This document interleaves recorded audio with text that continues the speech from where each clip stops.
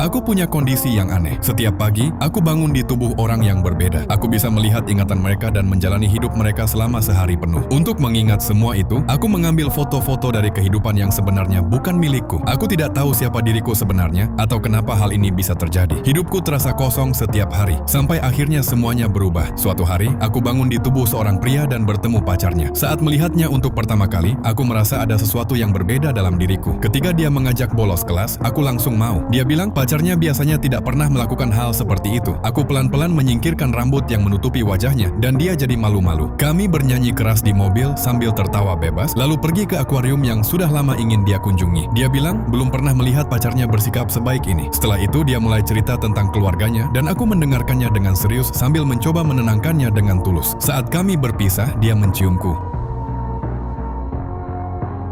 Rasanya sangat nyata, bahkan lebih nyata dari apapun yang pernah kurasakan sebelumnya. Besoknya, aku cuma bisa melihatnya dari jauh. Pacarnya sudah kembali seperti biasanya, seolah hari kemarin tidak pernah terjadi. Dia terlihat sedih dan kecewa. Lalu aku terbangun di tubuh murid baru dan mencoba mendekatinya lagi. Dia tetap baik padaku, tapi terlihat menjaga jarak. Dia tidak tahu kalau sebenarnya itu aku. Aku sengaja mengulangi kebiasaan-kebiasaan kecil yang pernah kulakukan sebelumnya, dan dia mulai merasa bingung. Tapi kemudian pacarnya datang dan memarahinya. Dia mengira pacarnya hanya mengada-ada, lalu pergi. Beberapa waktu kemudian, di sebuah pesta, dia memutar lagu yang dulu pernah kami nyanyikan bersama untuk menguji pacarnya. Pacarnya tidak menunjukkan reaksi apa-apa. Tapi aku, yang saat itu berada di tubuh orang lain, langsung ikut bernyanyi dan bergerak mengikuti lagu itu. Saat itu dia sadar. Kami akhirnya menari bersama lalu keluar dari keramaian. Aku kembali melakukan gerakan kecil yang pernah kami lakukan dulu. Tiba-tiba alarm berbunyi.